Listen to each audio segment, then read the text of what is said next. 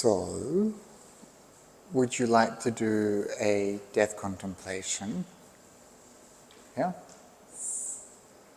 So we'll do a little bit of safety framing. And I mean that it's a good thing to do, right? So there's people in this room who have lost loved ones quite recently.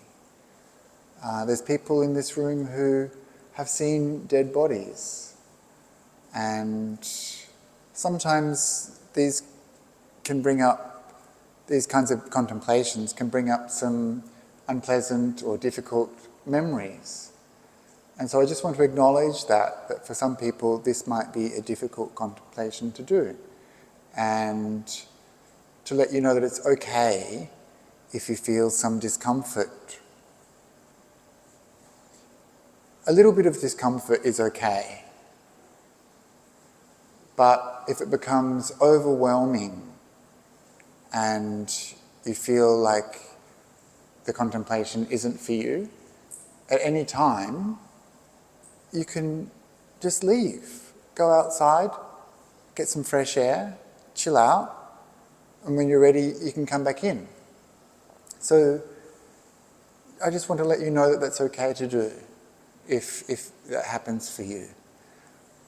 However, you have also been working with your mind the last 2 days, developing peace and stability through the practice of anapanasati, the breath meditation.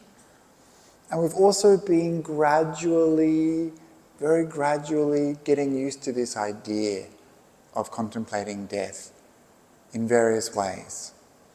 So I think for most of you, even though you've lost some loved ones recently, or you're still in grief, or you've seen dead bodies, I think this meditation will be useful for you to do.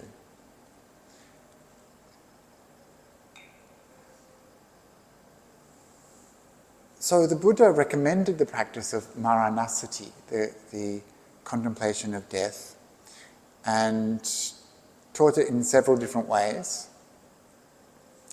So we just saw in the sutta that we just read about the kind of things that could lead to death. There's also a collection of suttas called Future Perils, where unfortunate events in the future are enumerated. But probably the one place that most of you are already familiar with doing a kind of death contemplation is through the Satipatthana Suttas, the 4 foundations of mindfulness. And it comes under the awareness of the body, mindfulness of the body. So under that category we have things like the breath. We also have things like the 4 elements.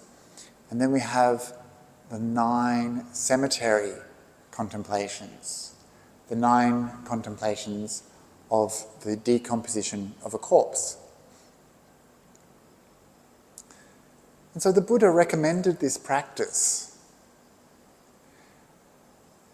And at that time, cemeteries were quite different. They're not like the neat kind of sleek and well-maintained cemeteries that you might go to when someone you know dies. They weren't like the beautiful Gothic Victorian cemeteries that are still around in many places in the world. They were called charnel grounds, and they were places where people just dumped bodies. Maybe there would have been a little bit of cremation happening there. Cremation would have been expensive, right? And so these were places that the Buddha encouraged monks and nuns to go and visit. Why? To make it real. And today, monks and nuns sometimes will have like a little file at the back of the library. It will say monks and nuns only. And it'll be a little collection of asubha, the repulsive. And there'll be some images of things like a corpse or a post-mortem and things like that.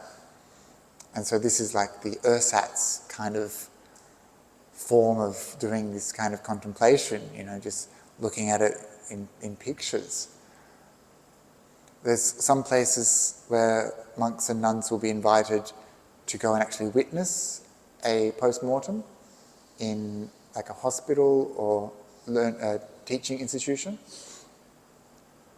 There's some places, some friends of mine have visited these places where the forensics team of police forces have like a little place where they leave some bodies out so that they can learn how long it takes for a body to decompose and things like that in various conditions so they can do better policing. So these are some ways that people might do this contemplation today. You don't really have to go that far though. I mean, you can just walk around and you see death everywhere. You see the poor snails that have been trodden on. You see the ducks hanging in the window of the butchers. You see the little chicken corpses on the table, ready to eat. We don't have to look far to find death. Little ants on the floor, dead flies on the windowsill. So there's everywhere. Death is everywhere, right? But this kind of death doesn't impact us for some reason, does it? Doesn't affect us very deeply. We're so immune to it. So there is something special about putting a container around a contemplation like this and bringing our full awareness to it, bringing all our attention to it, leading up to it over a few days and allowing it to have an impact on our mind. And so we're going to do this corpse meditation, the 9 cemetery contemplations, where we visualize a corpse in front of us, lying down. The Buddha said, this body, the vows, eventually it'll just be like a log, just like a log lying there. That's what this body is like, just like a log lying there. And we'll visualize the various stages that corpse goes through.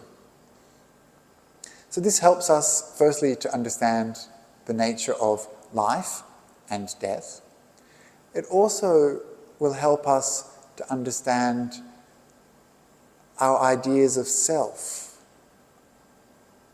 We inquire more deeply into, where did I come from? What is this body? Who does this body belong to after I die? Why am I holding on to this idea of me, mine, this is my body, when I have to just give it up? And so these are the kinds of things that we're going to be investigating. And that's why it's such a powerful practice. It hits so many of the right buttons for Buddhist doctrine and for just anyone in the world who's got a body, who's alive. So we're going to just take a few minutes to settle into our practice, and then I'll come back and I'll begin the guided meditation. I wonder if it's possible to turn the lights down a little bit.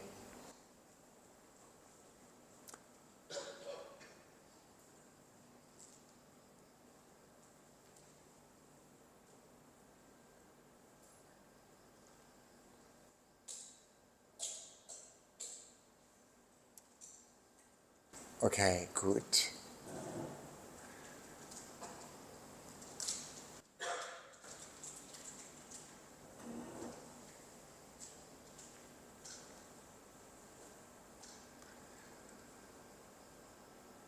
So we've got maybe 30 or 40 minutes, so let's just spend a good 10 minutes arriving in this moment, in this meditation, remembering that here we are together, surrounded by good friends, supported in this place. So we don't have to worry, we can just relax, we can let go, we can allow ourselves to come to that place of calm, peace, that we know is somewhere there, deep inside of us. And so just spend 10 minutes becoming aware of your body in space, relaxing, settling, allowing the mind to become peaceful and calm. Perhaps watching the breath. So practice however you want for the next 10 or so minutes.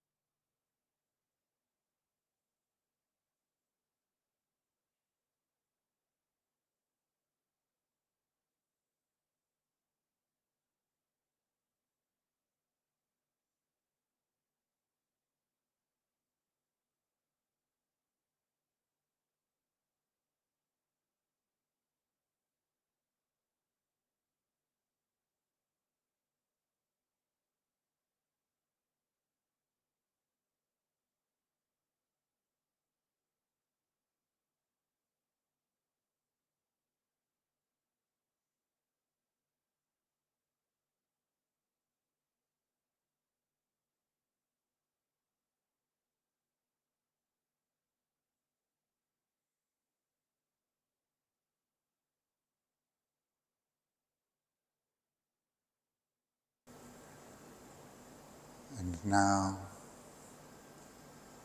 surrounded by friends and supported by the Dhamma, we begin our contemplation of death.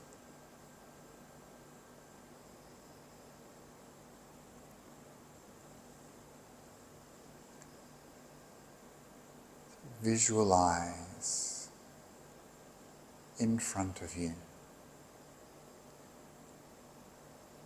the corpse of an unknown person, 1,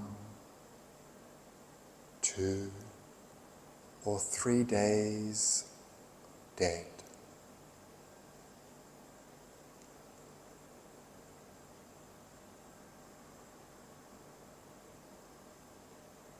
This corpse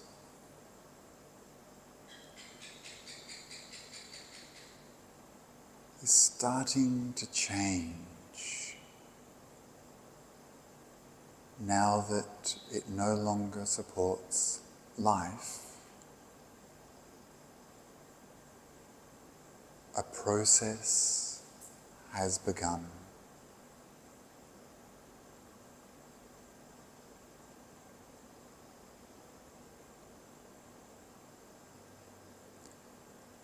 A natural process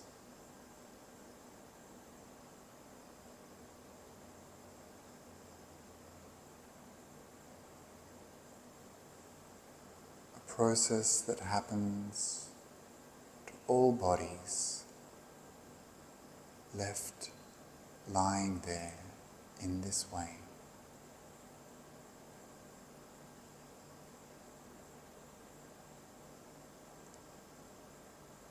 And so this body, 1 day, is 2 days, 3 days old.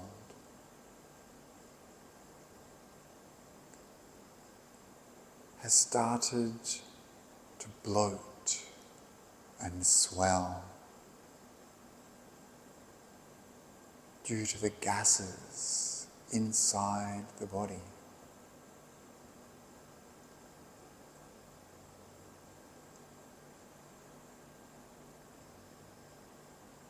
The blood, which used to pulse, has stopped moving and has begun to pool.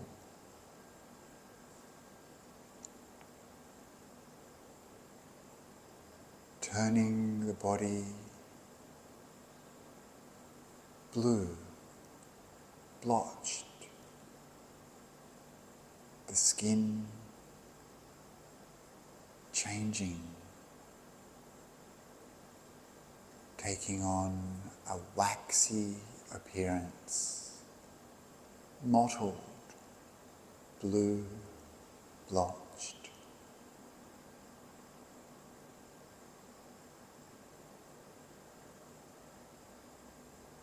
And there's some liquid at the corners of the mouth, the eyes.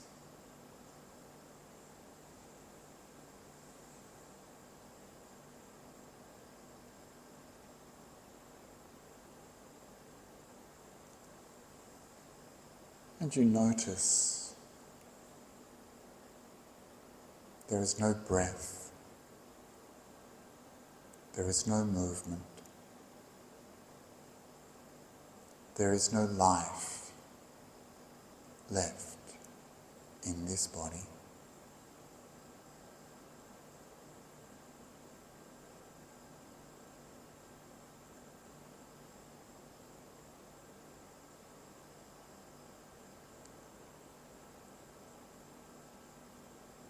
And yet there is change. There is a process.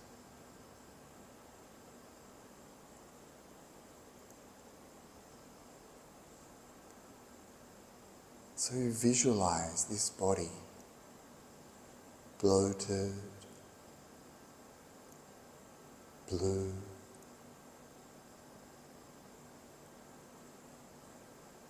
lifeless. See it clearly. See the head, face, the vacant eyes.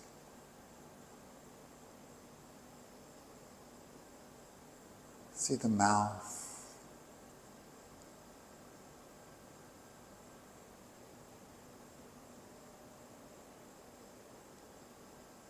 See the shoulders and arms and chest and torso. See the stiffness in the limbs.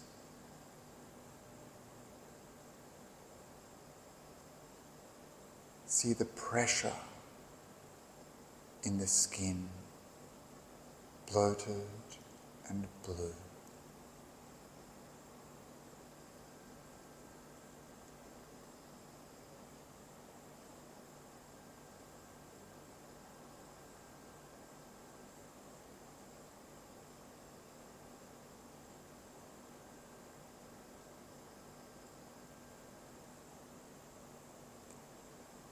Seeing clearly, we reflect. My body is of the same nature.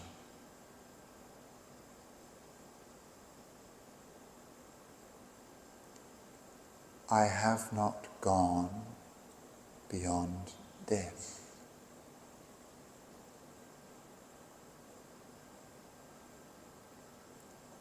My body too will be like this.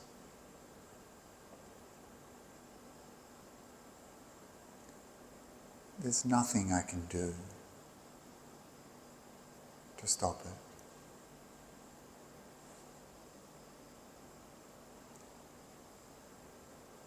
This will be my inescapable fate.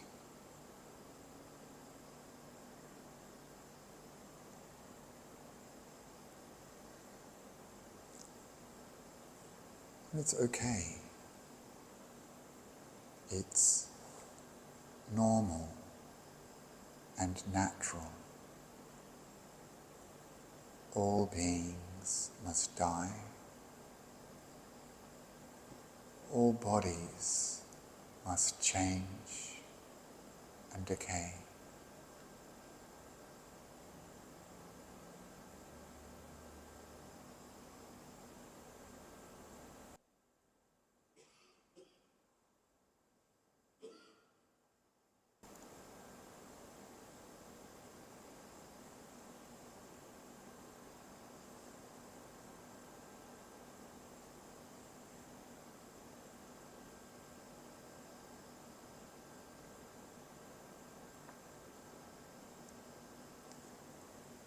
This process, this natural process,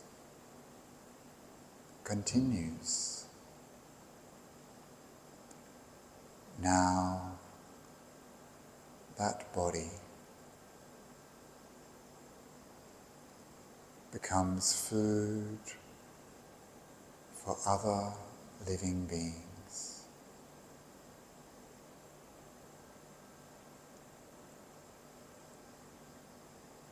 Dogs gnaw at it. Jackals take bites. Crows and vultures peck at it.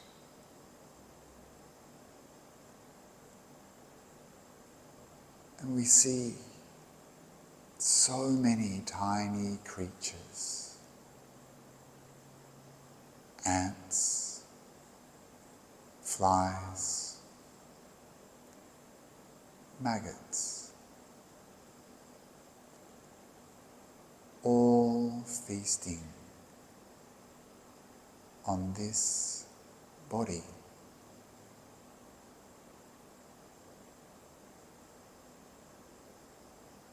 It's normal. It's only natural.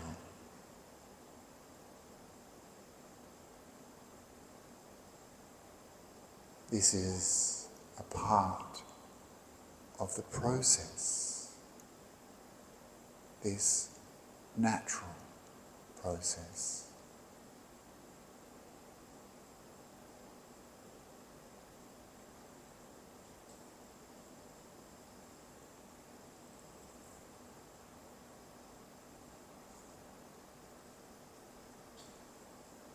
And so too,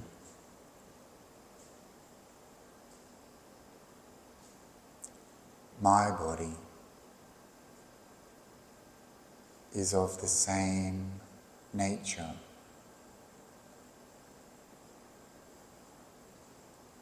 I have not gone beyond death.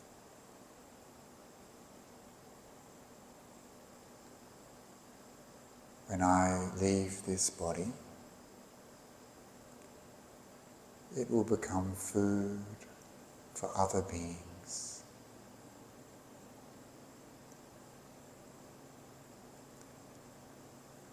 And there's nothing I can do to prevent it.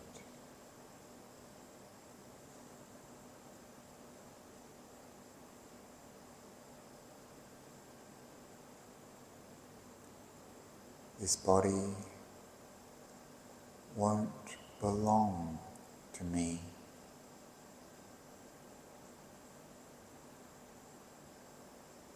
This body is not mine.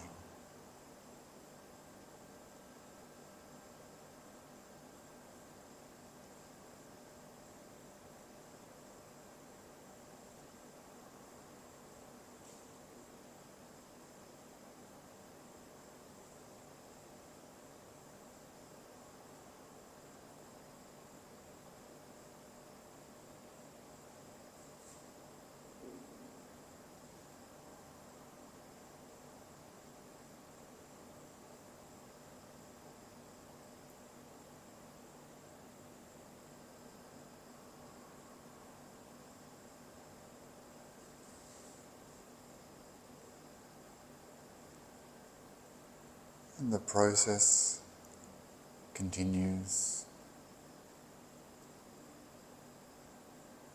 The animals, insects, birds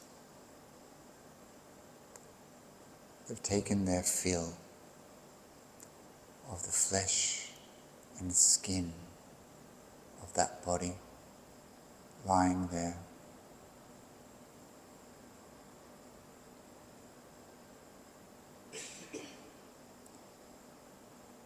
Now the insides of that body are revealed, the skin pulled back like a curtain. We see flesh. We see blood. We see bones. We see tendons.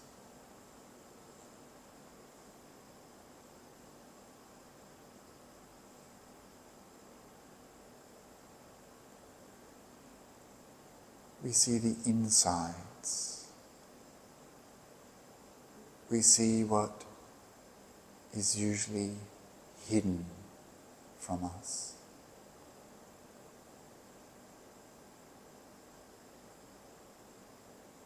We see how fragile, how impermanent a body is.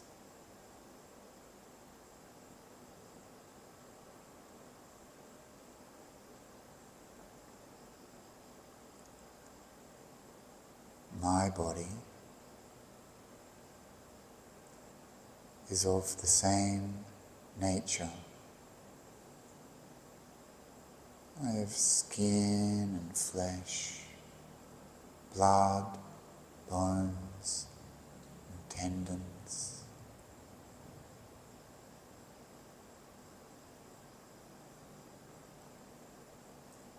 and I have not gone beyond death.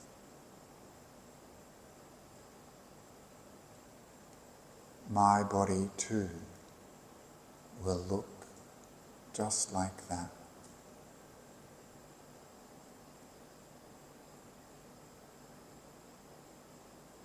My body too will go through this process of change. I can't stop it.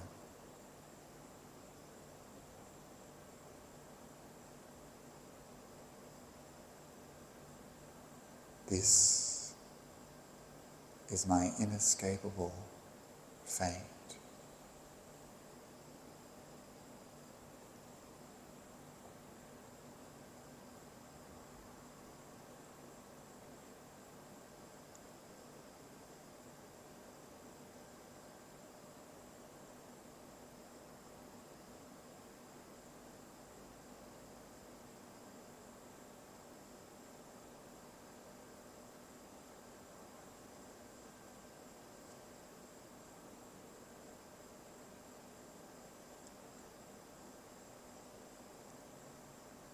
The body continues to change, to decay. Now the flesh eaten away completely, leaving a skeleton stained by blood, the bones held together by tendons.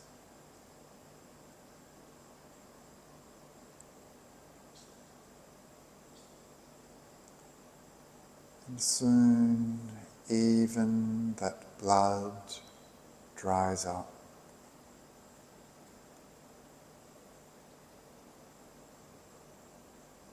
The bones, the tendons are all that's left.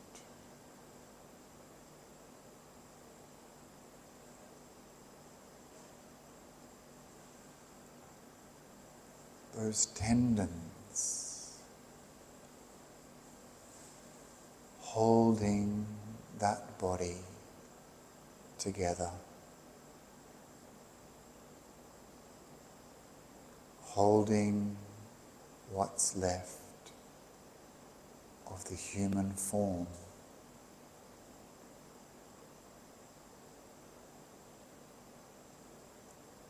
A puppet with strings.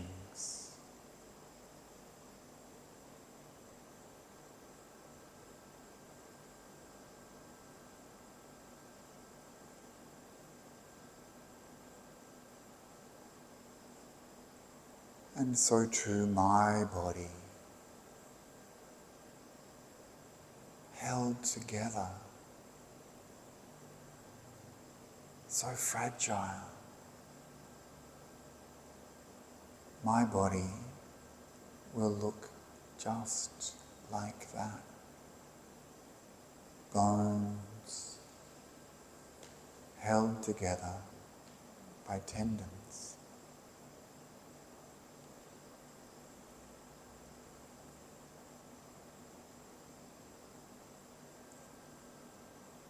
This will be my fate.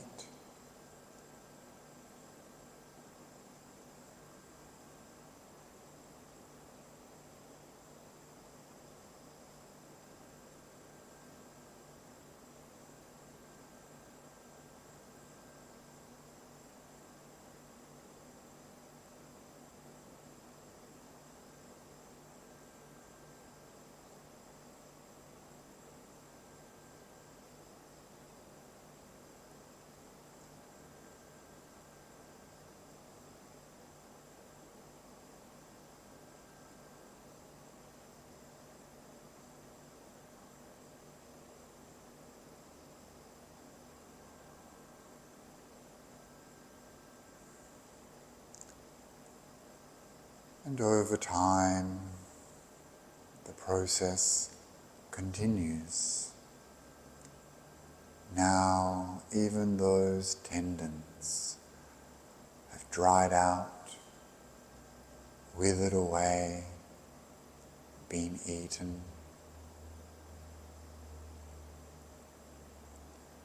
Those strings that held that body together, gone. That human shape, shattered.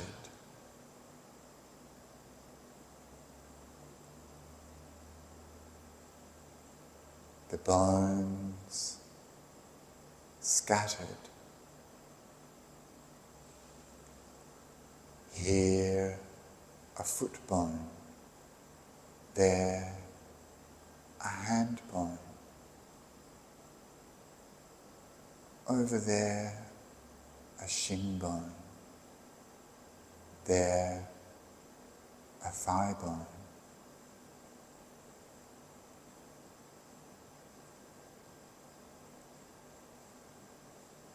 A rib bone, over there a neck bone, over there a tooth, over there jaw, and over there a skull.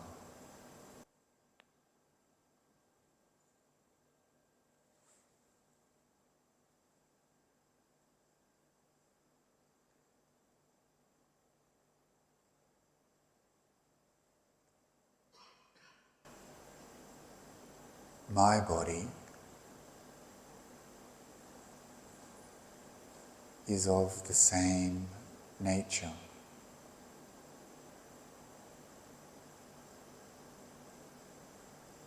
My bones will become scattered.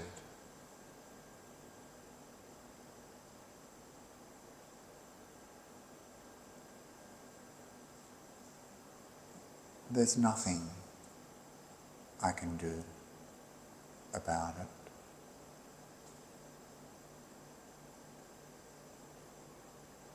But this is natural.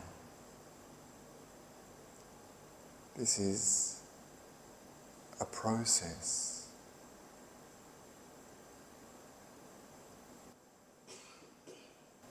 This is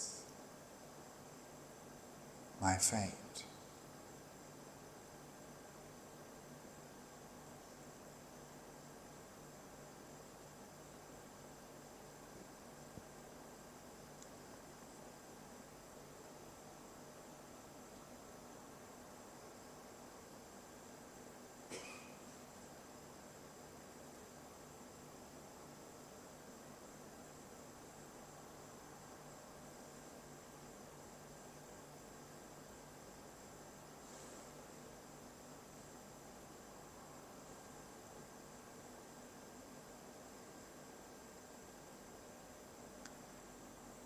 Those bones scattered,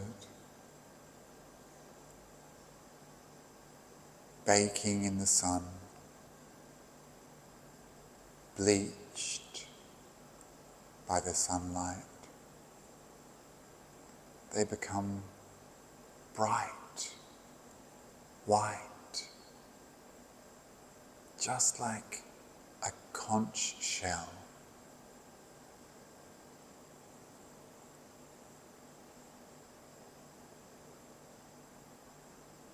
But over time,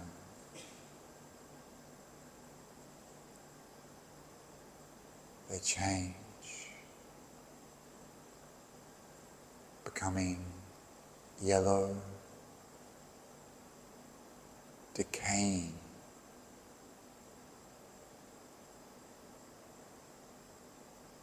and moved by the wind and rain, kicked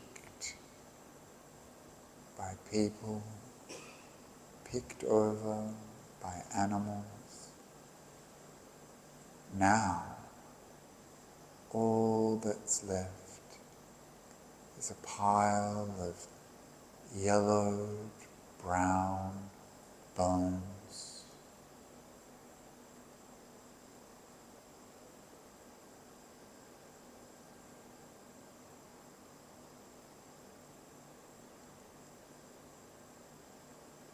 My body is of the same nature. I have not gone beyond death.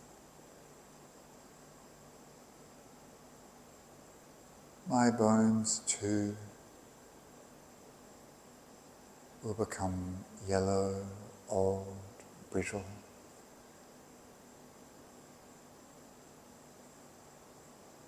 And it's okay. This is a natural process.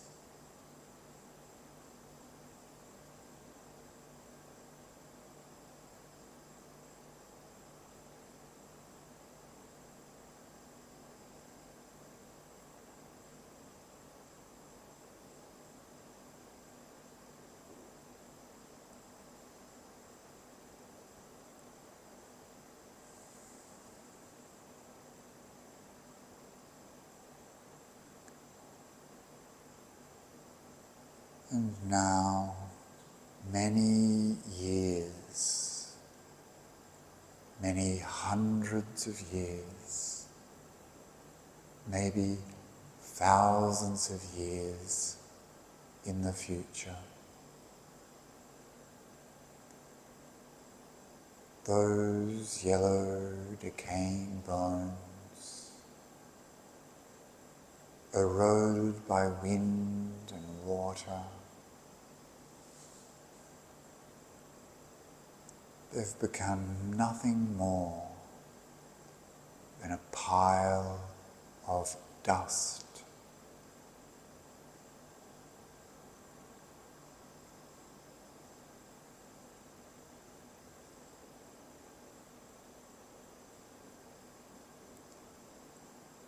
That body we saw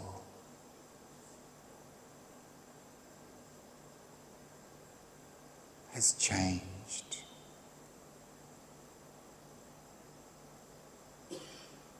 That body has undergone a natural process of decay. And now all that remains is dust.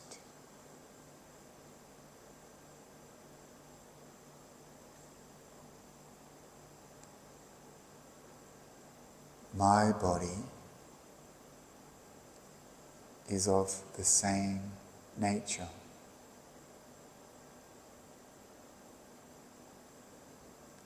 I have not gone beyond death.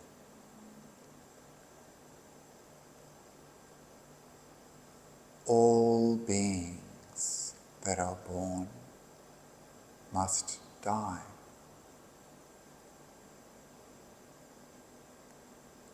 Those bodies will decay.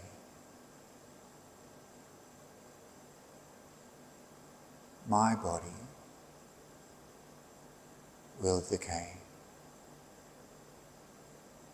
There's nothing I can do to stop it.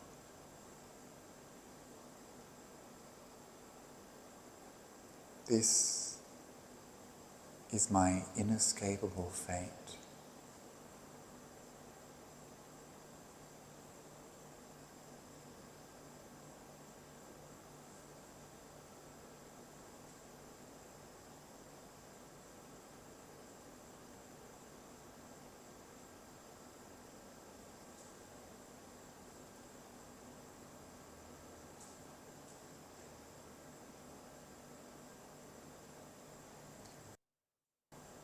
Knowing this, understanding this, Why do I cling so tightly to this body of mine?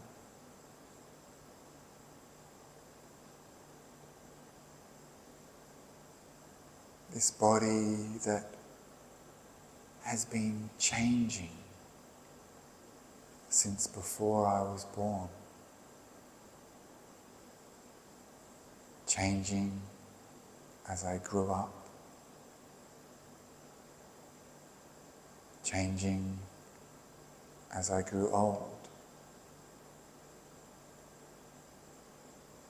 And will continue to change after I die.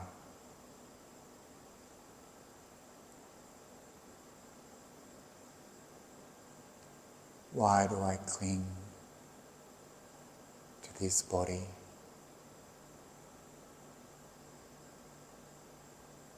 To me, mine, I.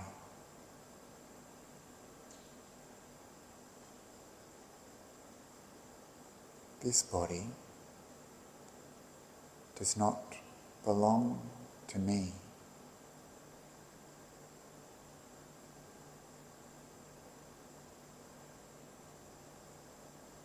This body is not self.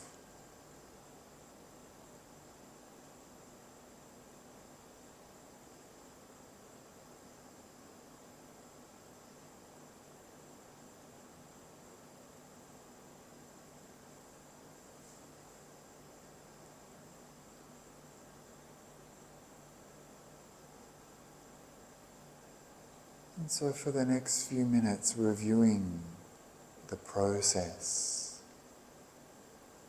the change that happened to that body, remembering what happened to that 1 day, 2 day, 3 day old corpse, bloated and blue, mottled, lifeless. Remembering how it was eaten by dogs, jackals, crows, and vultures, insects, and how the skin pulled back revealed flesh, blood, bones, tendons. How the flesh decayed, leaving a blood-stained skeleton, connected by tendons.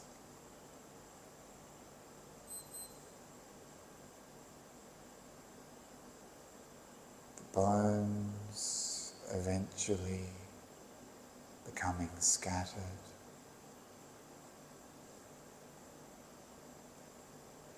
Turning white, bleached by the sun.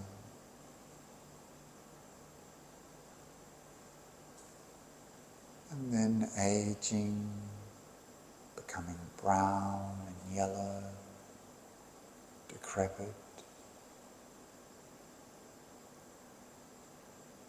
And finally, becoming nothing more than dust.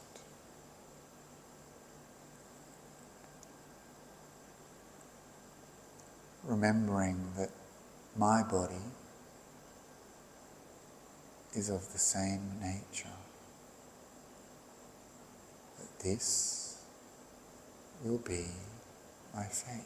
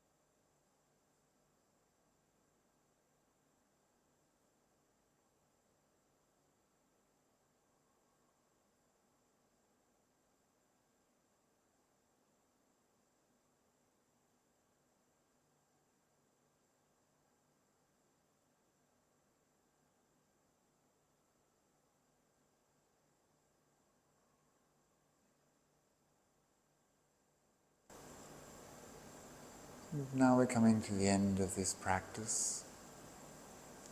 Still with your eyes closed, take a few moments to review. How are you feeling?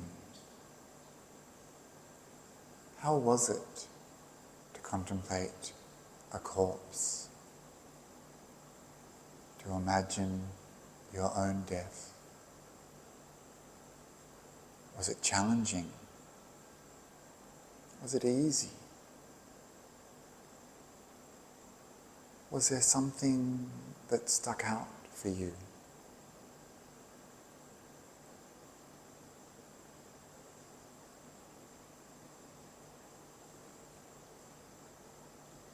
What did you learn about bodies?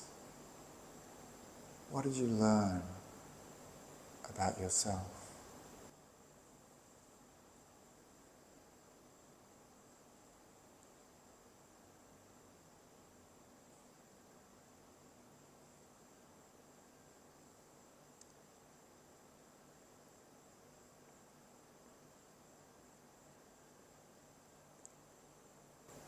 And did you find some peace whilst contemplating death?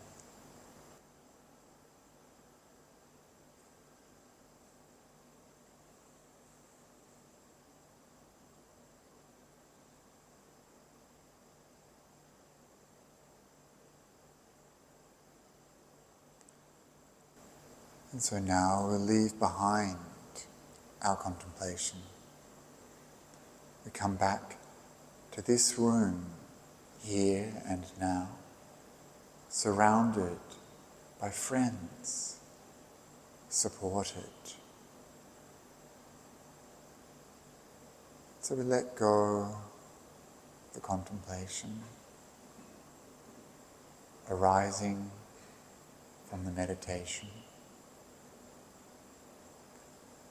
And when you're ready, you can open your eyes.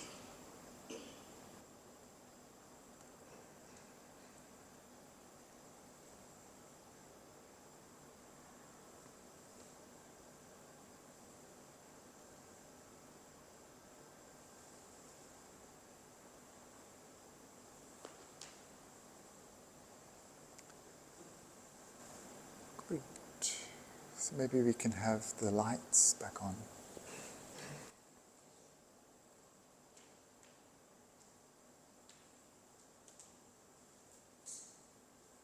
Maybe just one. You're alive. Yeah. You're alive. Isn't that wonderful? Yeah? So what are you going to do about it? So why don't we take a few minutes to stretch, move around, maybe use the bathroom, and come back and we'll do something else. Okay? Be quick, maybe 5 minutes? 5 minutes. 10 minutes? 10 minutes, okay. Very good. See you in 10 minutes. Was it your first contemplation on death, some of you, maybe? Yeah? Good.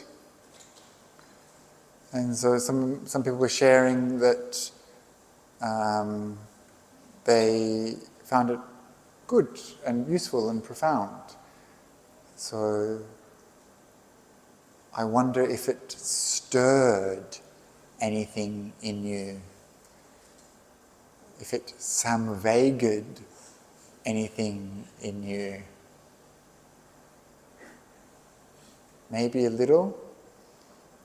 I was talking before with some people about how important it is to actually engage in an emotional sense with these reflections like old age, sickness, death. We need to have some sort of emotional reaction. Often in Buddhism we're trained to be very neutral, like to have equanimity and to not feel anything. Sometimes we're kind of told that emotions are bad, we shouldn't have them, we should get rid of them. But the Buddha, he often encouraged emotional responses, and the whole path is emotional, in that we experience things like joy and happiness, and we rejoice in other people's goodness, or we experience a strong desire to escape suffering. When we contemplate things with samvega, we experience this emotional response of a mixture of fear and concern and a desire to escape. And so these emotional responses are sometimes very useful, very instructive. And for many of us, we've covered over our emotions. We've trained ourselves to not feel, and we might sometimes even think that that's the spiritual way to go. But sometimes what's happening is that we've just become numb. We've allowed ourselves to stop feeling. Feelings are so difficult and awkward. Feelings can be too much sometimes. But feeling our way into understanding these topics is important. Feeling that response to the idea of death. Feeling a response to the idea of sickness and old age. It should affect you. Seeing it clearly should affect you. Maybe if it doesn't affect us, we haven't seen it clearly enough. And so we keep investigating. And tomorrow I'm going to be talking about one of my favourite suttas. I know I've said that about all of the suttas so far. One of my favourite suttas, where the Buddha talks about the importance of being stirred by the contemplation of death. So I'll leave that for tomorrow. Did anyone have anything they wanted to say about the contemplation? Anything they wanted to add, or any questions about it? Any complaints? No? So it's something that you can do from time to time.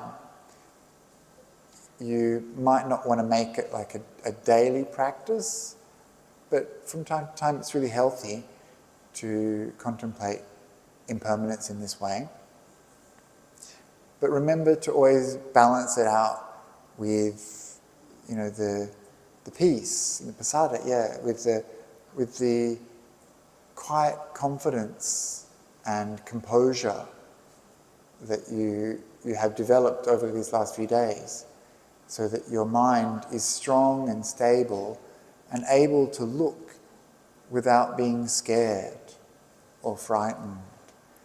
So remember to always develop that as your base, and then when you come to do the death contemplation, your mind's prepared, you're in a good place, and it's not going to freak you out too much. So I'll start answering some questions.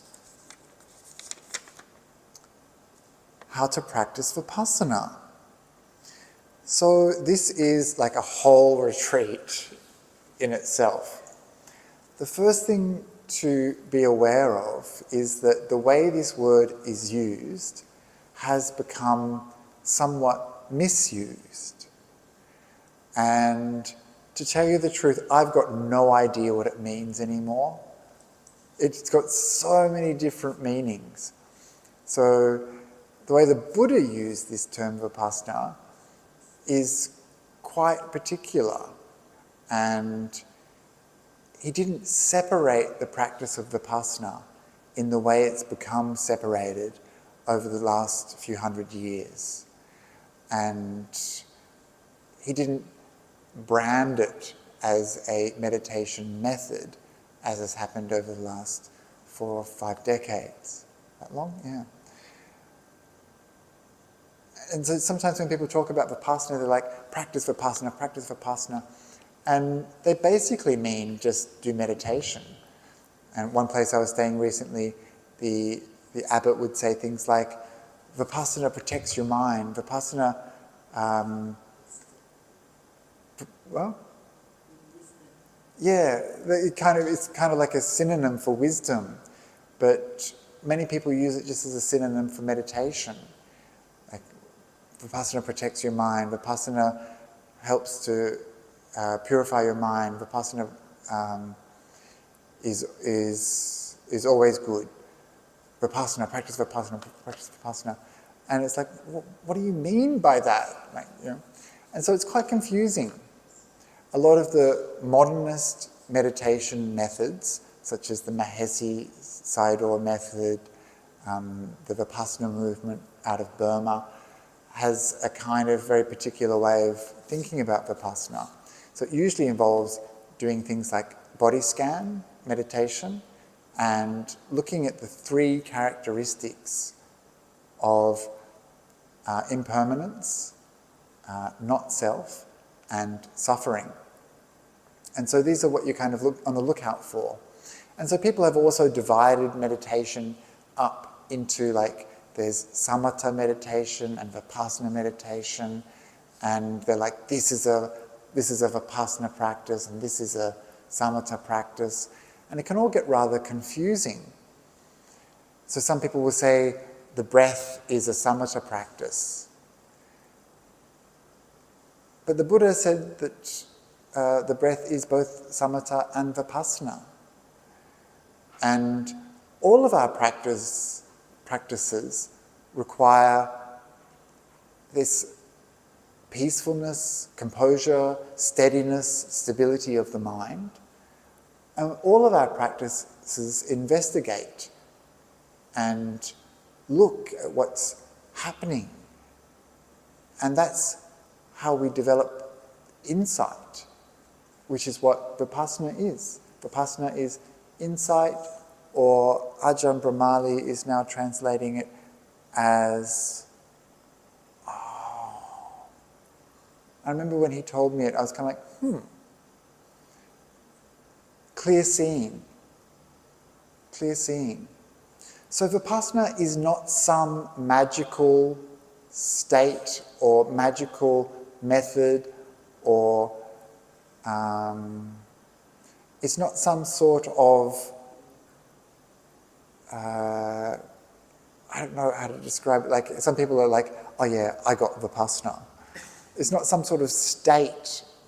It's just seeing in accordance with reality, that things arise and pass. That's Vipassana, seeing, okay, I got an insight into that. I got some clarity around that. And so the Buddha said that Vipassana and samatha go together. It's not something we can separate. And so in your practice, you can just do breath meditation. You're calming the mind, but you're also seeing change. You're seeing the impermanence of each and every breath. You're seeing not self. Like, who is doing this breathing? You know, it seems sometimes so out of your control. And you can see the nature of suffering in this breath. Wanting this, craving for that. You can see how the process of meditation has to include samatha and vipassana. There are particular types of meditation that will emphasize certain aspects of seeing those characteristics, such as doing things like death contemplation or body contemplation. We're actively looking in some of those practices for the change. We're seeing the not-self nature when we examine the 4 elements, for example. So these are just approaches. But Vipassana is not something all on its own. It's not like its own category of Buddhism, which is what it's become in many places. And so when we practice Vipassana, all we're doing is training to see more clearly. So that's going to be my response today to that question. Any tips for walking meditation? Yes. I love walking meditation, and I was going to teach it this afternoon, but the rain, right? And I thought, what kind of yogis are they? Will they go out and walk in the rain? In the hall, yeah, I don't know, there's quite a lot of people. Depends. Sometimes people walk in a circle, but I'm like a tall boy, and I'm always stuck behind the short person with little legs. So I never get to do any walking. I just kind of get to stop, stand still, do standing meditation, then move one foot. So, walking meditation. I love walking meditation. Do you practice walking meditation? Anyone here? Yeah? You like it too? So, the Buddha encouraged us to practice in all 4 postures. So, those are sitting, standing, walking, and lying down. So these are postures that we can meditate in. And walking meditation is like a tool in our toolkit. So we can use it for a particular purpose. And when the Buddha talked about walking meditation, he said that walking meditation is good for many reasons. It provides exercise for the body. So that's good, isn't it? Especially if you've been sitting a long time, you want to exercise the body, because sitting, we start to get tight. Our old bones start to creak. So walking just kind of stretches it out and makes us feel a bit more energized, brings some blood flow back into the body. So it provides exercise for the body. And it allows for you to have endurance. So remember that the Buddha walked everywhere until he was 80 years old, walking everywhere barefoot. And so he had this exercise and this endurance that came from walking meditation. Walking meditation is also good because it helps us digest our food. And so that's why you often find in monasteries and retreat centres they'll encourage walking meditation after the meal. Because you know how it is when you sit after you've eaten, like game over, right? So if you want to keep on developing your mindfulness after a heavy meal, then walking meditation is really good, because you won't fall asleep, hopefully, when you're walking. It's still possible. But most importantly, the Buddha said that the kind of samadhi developed by walking meditation lasts a long time.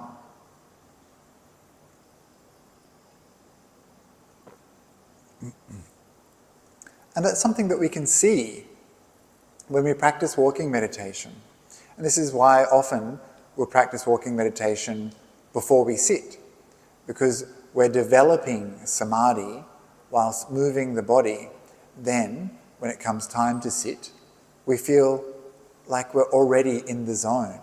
We've developed a lot of meditation power and energy. And we've developed it on an object that is quite large, the movement of our feet connecting with the earth. So this is really easy to see, right? Left, right, left, right. We're aware of this large bodily movement. And so the mind can focus on this. Sometimes focusing on the breath is really hard because it's so subtle, so difficult to see, especially when we begin our practice. But walking, we can't help but be aware of what's going on. So it's easy to develop mindfulness. And the steady walking back and walking forth, back and forth, back and forth, helps calm the mind so that we can see the object really clearly. So walking meditation is also really good if you have anxiety, some stress, some problems in your life. It's good to do some walking meditation. Sometimes it's better to do walking meditation than seated meditation, especially if you've got anxiety or obsessive thoughts. Probably not a good idea to do seated meditation, because there you are sitting with your anxious mind and your obsessive thoughts, right? It's hard to work with those. It's much better to get the calm and mindfulness from walking meditation instead. Yeah, sometimes you can walk fast, sometimes you can walk slow, but don't walk too slow. So I don't recommend slow walking. Some people love slow walking, but I find that it actually creates a huge amount of tension and tightness in the body because it's unnatural, it's exaggerated, and it actually requires a lot of effort, control and will to move the body so slowly. It puts a lot of pressure on the joints and it can become quite painful. So I recommend walking naturally. I think the Buddha probably would have recommended walking naturally too. He never said walk slowly. The Buddha was always very much kind of the middle path. There is a story though about Venerable Sona, who liked walking meditation. Maybe he liked it a little bit too much because he walked back and forth with such a frenzy that he actually made his feet bleed. And so the Buddha talked to him and said, well, you used to be a musician, right? You used to play the lute or the veena in ancient India. We'll just call it a lute or a zither. And you used to play that instrument. And so when you were a musician, you knew, right, if you had a really loose string, then the note wouldn't sound. But if it was too tight, then it would snap. So you have to find the right balance for that string so that it produces a beautiful sound. And so the same with our meditation practice, we have to find the balance. We don't want to be too overzealous, tight and frenzied. We just become agitated. We don't want to be too loose, relaxed and overly comfortable. We'll just fall asleep. So we've got to find that middle place. And this is something to remind ourselves all the time.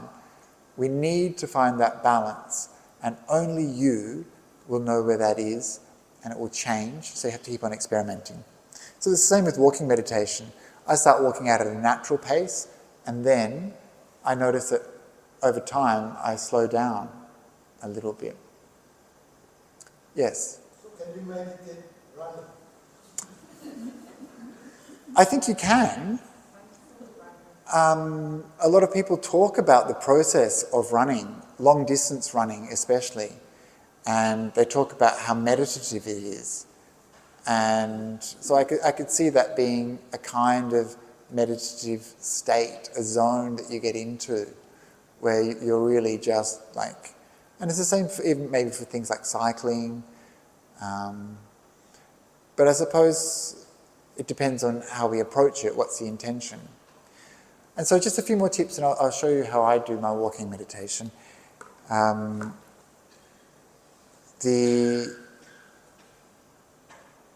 pace should be natural.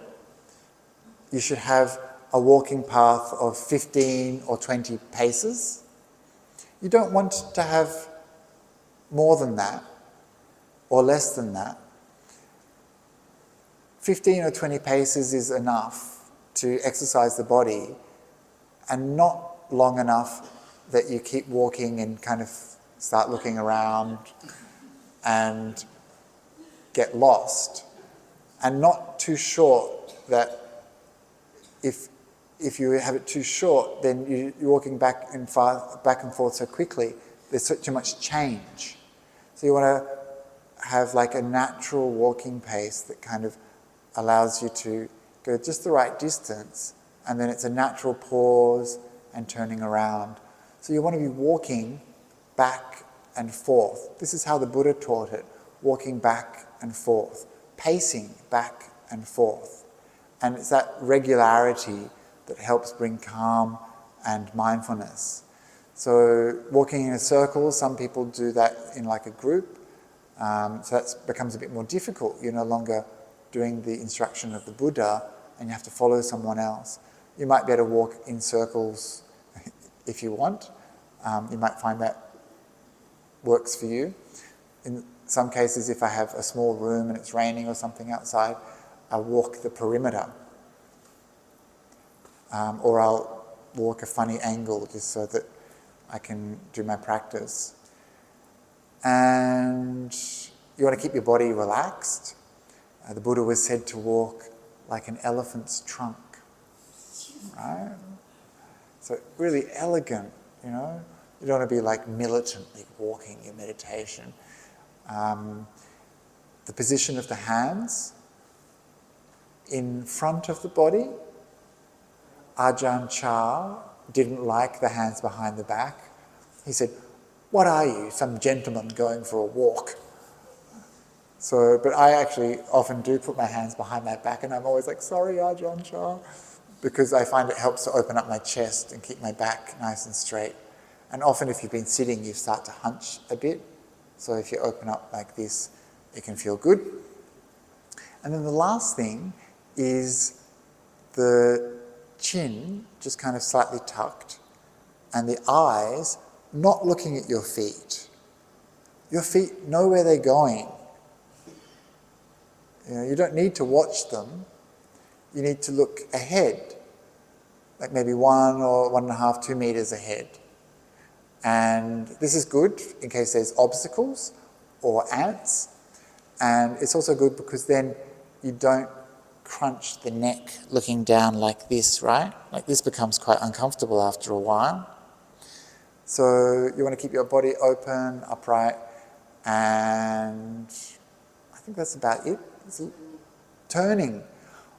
Now, maybe I'm not a very good turner. I don't know. Some people are like getting to the end and then they have a beautiful ceremony that they do. But I'm much more relaxed. I'm just kind of like, yeah, whatever. So, but it can be good to pause at each end. Some people do that deliberately. They pause and they recompose their mind, because, you know, in between there and there is like a whole ocean of thought. If you're not careful, you will find yourself completely distracted. So you still need to keep your presence in walking meditation. And so going from one side to the other, you try to maintain that awareness. You try to maintain the mindfulness. And if you haven't, when you get to that end, there's your chance to start again. So for me, I like to just continue the walking and not stop too much. But from time to time, I'll stop and I'll just do a body scan. And so the simplest method is just to be aware of the movement of the feet, left, right. And you can kind of just say left, right. There's other methods, like some people will use bu, do for each footstep. Some people will use the 4 elements and they'll look at the elemental aspect of the movement. I think this is a little complicated myself, maybe a bit overly complicated. But if your mind is very refined, you've been doing a lot of intensive practice, then you can see more clearly. Sometimes the walking meditation becomes almost like an experience of not self when you do that practice, because it becomes a bit like a puppet being moved on strings, and you're just aware of, the intention to move, the actual movement itself. And we describe these in terms of the elements, but it's a bit complicated to go into now.